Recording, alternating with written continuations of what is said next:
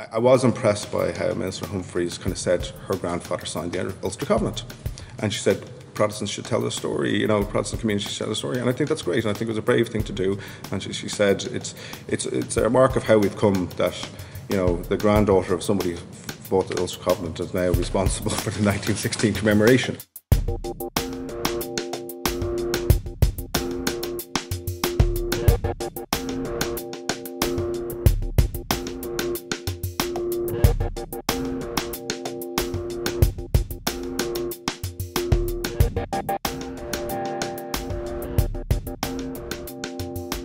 My name is Ciarán Holahan, and I'm the grandson of Patrick Hugh Holahan and great grandnephew of Gary Holahan, who were involved in the Na Fianna from a young age, and then in the Hope gun running and the attack on the Magazine Fort, and also then fought in North King Street during 1916.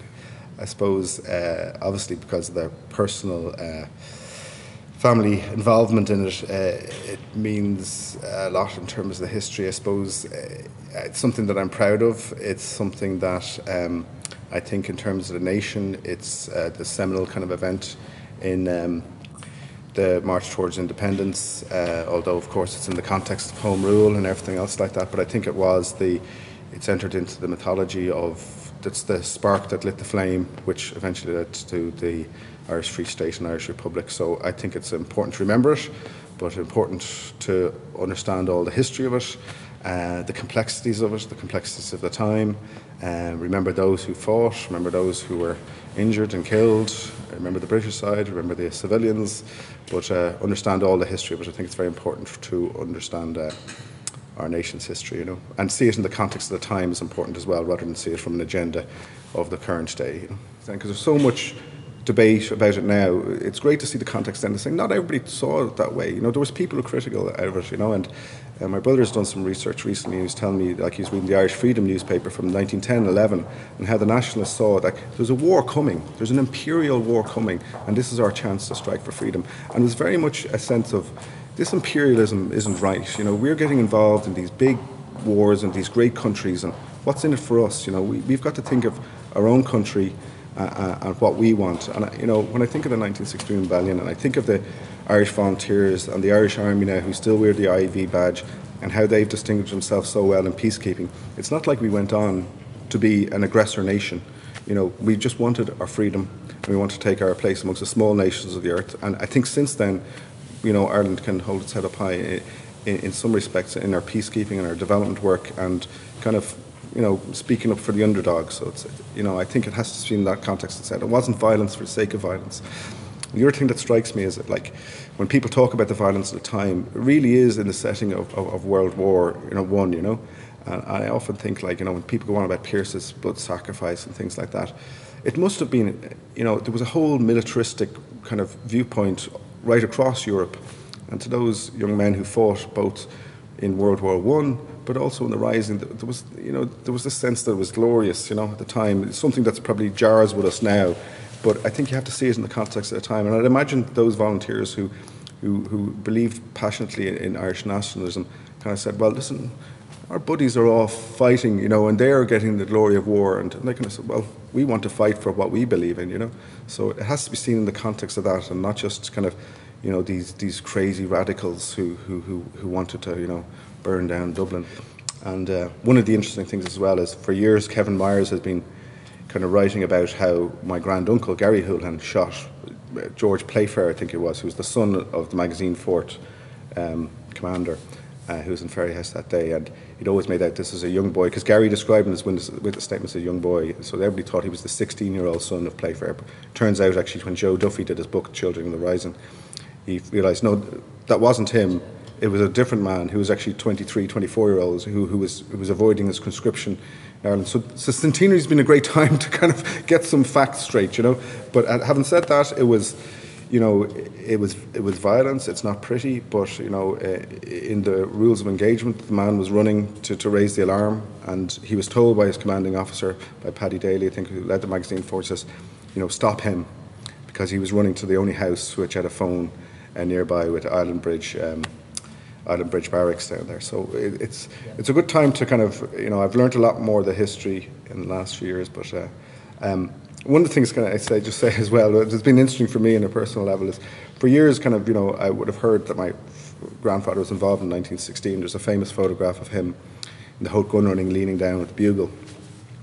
And, when I'd have said this, people from time to time said, my grandfather was in 1916, you'd get various reactions. Some people would kind of go, you're just telling fairy stories. Sure, everybody was in GPO, and everybody says their grandfather was in the GPO, and so you probably wasn't, and you're probably just making it up. Or else they'd kind of say, oh, you're a bit of a Republican, and you probably kind of have some IRA sympathies, and the whole Troubles things get mixed in.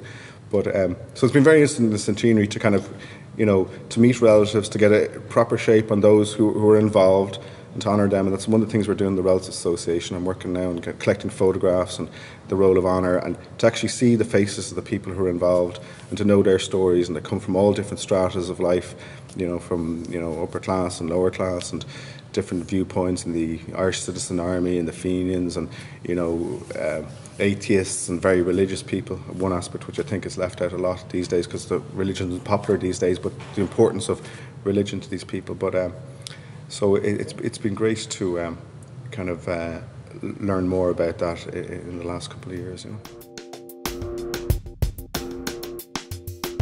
I think it's right to be inclusive. I think it's definitely right. Definitely in the Relatives Association, our focus and our mandate is to talk about our relatives. But I have no problem. Our mandate isn't to kind of commemorate the Sherwood Foresters, but I think they should be. And I think somebody should be doing that. And Mary McAuliffe is doing a great work on talking about the women of 1916. Joe Duffy talking about the children who were injured. I think no more needs to be done on the civilians who were injured. So I think the more we read, the more we learn about all aspects of it, I think is good. I think it has been a very narrow focus. There's been kind of, one of the things that would kind of jar with me a bit is, certain things enter into popular consciousness as fact, like, that they were all spat on, and, people, were completely unsupportive of it. I've always kind of questioned that a little bit, and one of the things I've been reading recently is James Stevens' Insurrection in Dublin, and he's a lot more nuanced about it, saying, people were kind of like grudgingly kind of going, they've lasted a few days, and grudgingly expect, and kind of, so you also get the sense that people maybe didn't want to say it because they didn't know what way things were going to turn. So I think the whole thing of them being spat on is kind of overplayed again, that there was probably, it's too much to believe that everybody suddenly went on their side. For years it's been kind of, nobody was with them, but there was 10,000 in the Irish Volunteers, and so I think learning that, kind of ripping up, deconstructing the kind of the narrative has been there for years. So I think this has been a lot better. The centenary is a lot better at being inclusive, not being sticking to one narrative. I don't think there is one narrative. I kind of see it as well. It happened in 1916. It was a time of enormous change. There was motor cars, there was cubism, there was changes in English literature and painting. The modern world was taking shape. Things were beginning to fracture and change. So this monolithic kind of single narrative of how things was changing. So I think we need to reflect that Ireland now is very complex. It was very complex back then. I think you have two extremes of kind of how looking at it. One would be kind of like talking about politics now, like the likes of Sinn Féin, who would mythologise them all, and you can't say a bad word against them, or you can't question it. And on the other side, John Bruton kind of saying that they were, crackpots and they should have just let Home Rule do its thing. I think they're two extreme views, and I think the truth is somewhere in between that, and you can look at it different ways. But I think to take one hardline position either way is, not very valuable. I have no problem questioning whether what my grandfather did was right or not. I obviously have my own views, but I have no problem people questioning, but in a respectful way, and I don't want to see those who fought to be made out to be, saints or unquestionably good. Of course we should question what they did, but there's no doubting that what they did was significant, and that's one of the things I see from James Stevenson's thing as well. He says, whatever's happening here is big, whatever they did is something that's going to resonate for a long time. And if I could just, before I forget, if there's just one thing I could say as well, is the whole thing about how our viewpoint has changed with because of the troubles in the north, And I remember as a teenager myself, kind of, learning about the north and reading Tim Coogan's The IRA and, travelling up to Derry and everything like that. And I remember asking my father, says, well, what was the difference between, what your father did, my grandfather did, and what the IRA are doing now? And he gave me a very quick and short answer, which I think has served well. He says, your grandfather never set out to maim innocent people. And I think that is the differentiation between terrorism and people who donned a uniform and went out, and even the British would say it was a fair fight.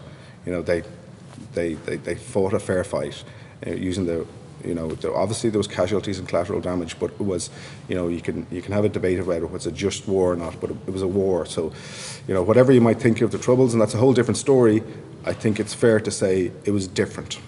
People can say that the IRA can use their justification just like 1916 did, but I think that's all debatable. And they say my father's answer on that has served me well. He says your grandfather never set out to maim innocent people. So I think it's important to make that distinction. We can all question how the government has approached the commemorations, and people some might say, and I think there's some validity that they've been a little bit nervous about being too celebrating or anything like that, which commemorating is probably the word. But I was impressed by how Minister Humphreys kind of said her grandfather signed the Ulster Covenant, and she said Protestants should tell the story, Protestant communities should tell the story, and I think that's great, and I think it was a brave thing to do.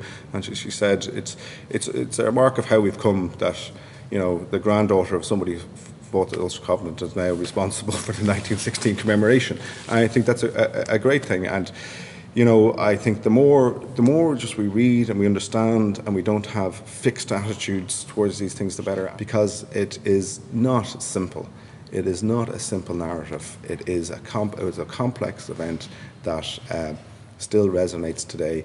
And I think the more stories we tell, the more perspectives we see, the better. But just as long as it's not fixed, that people have an open mind to these things,